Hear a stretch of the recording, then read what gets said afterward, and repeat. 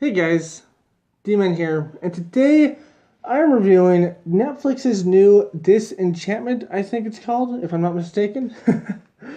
um, Basically, this is a new Netflix show that came from I think it was a writer or one of the producers of The Simpsons and Futurama, and there are a few things that show off The Simpsons and Futurama a little bit. There are a few hidden little gags here and there that show them off.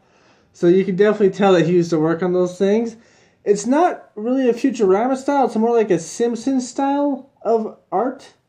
And it's okay animation. It's like Simpsons quality animation. I would even say the backgrounds are a little bit better than the Simpsons backgrounds, to be honest. Because it just looks a little bit better than the Simpsons backgrounds. So the backgrounds are a little bit better, but the animation in general, it's Simpsons quality, is what I'm saying. Is it as stagnant as the Simpsons show is? A little bit. There's a little bit. It's a little bit dry on some of the episodes. It's more like a random episode from place to place sort of thing. It basically goes like almost like Adventure Time. It reminds me of, where it's just like random, random, random. A little bit of plot, but random, random, random. But every episode basically has its own little plot, and there's no real plot until the very end of the show, which we'll talk about a little bit later. But basically, the whole show has no real plot line.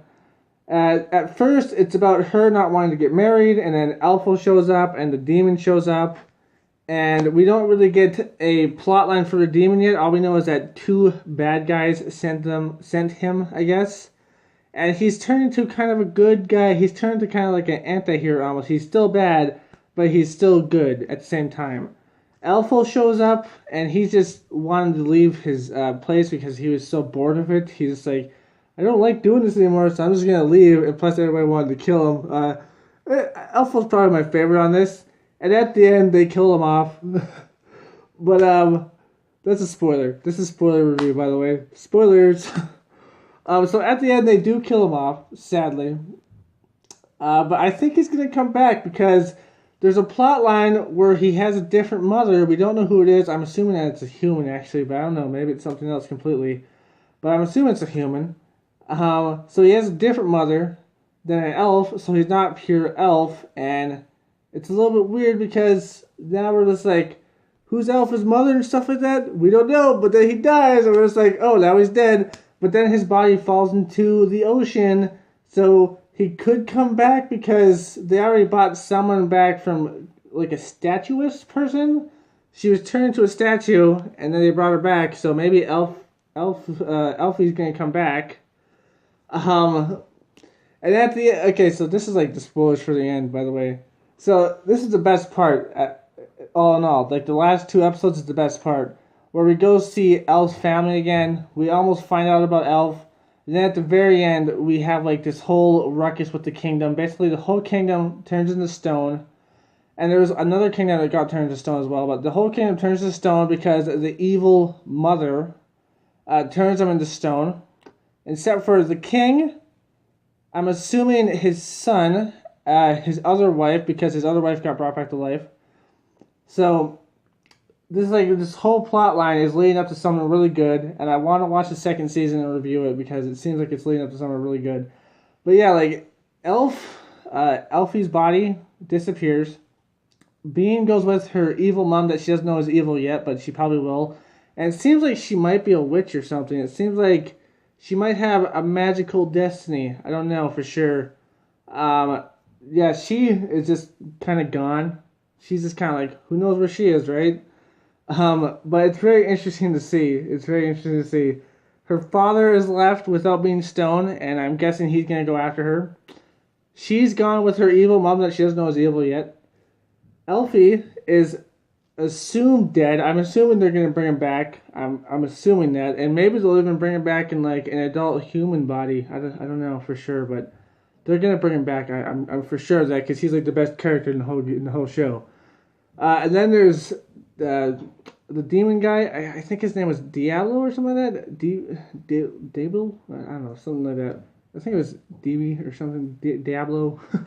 Maybe it wasn't Diablo. No, it was Lucy. Lucy? Was it Lucy? I don't know. But the demon cat was there, and at the end we heard him get kind of like ploop. Like at the end you hear the ploop. And I'm assuming that is the bad guy that Big John or something like that I think his name is. But I'm assuming that's him because he's the only one that we know that can floop up demons into bottles. Or maybe it was Elfie, I don't know. Who knows? But I'm assuming it was the bad guy that we got buried in the sand. You probably don't know what I'm talking about at all. If you haven't watched this yet, go watch this. The last two episodes for sure. Every other episode, it's kind of an iffy thing every other episode. There are a few good ones. There are ones that are kind of boring and stagnant. Like the first episode, pretty good. The second, okay. And then like the in-between episodes, a little bit boring. There's one where Elfo lies because he's like attracted to, he's attracted to Bean, is her name, the queen, the princess, sorry, not the queen. He's attracted to her, but she puts him in the friend zone, and it's a whole little funny gag thing. And man, I kind of feel bad for Elfo, man. Like, give little people something to do. But Elfo, he's in the friend zone. But yeah, man, there's like a few episodes like that, and Elfo's like infatuated with her, and she obviously doesn't like him, even though he had like an elf girlfriend at home. But whatever, I guess. But yeah, it's like it's a really it's interesting show. A few episodes here and there, kind of boring, but interesting nonetheless. You could skip a few episodes, though, is what I'm trying to say. You could skip a few episodes, but interesting. Interesting, but skip, like, a few episodes. Or don't skip them, just watch them, but, like, hit the fast forward button a couple times. Just, like, I'll watch this at, like, twice the speed, because it's kind of boring. A little bit stagnant jokes there, here and there, too, so... Not as bad as The Simpsons, because The Simpsons is, like, so overlying. They only have, like, a couple of good jokes an episode. This one has, like, at least one or two good jokes an episode. And for the most part, it's actually pretty good, especially the plot line by the end. The plot line till the end is just kind of lackluster and kind of, like, non-existent almost. The only plot line we have is the demon and why he's there. But now that we have Elfo's plot line and plus, like, Bean's plot line, the whole thing... It's going to be really cool to see what happens, and I'm pretty sure Alpha's coming back. This guy, my favorite guy, he's Bart, or Alpha. He's coming back. I'm pretty sure he's coming back, and I don't know, man. Maybe they'll get together.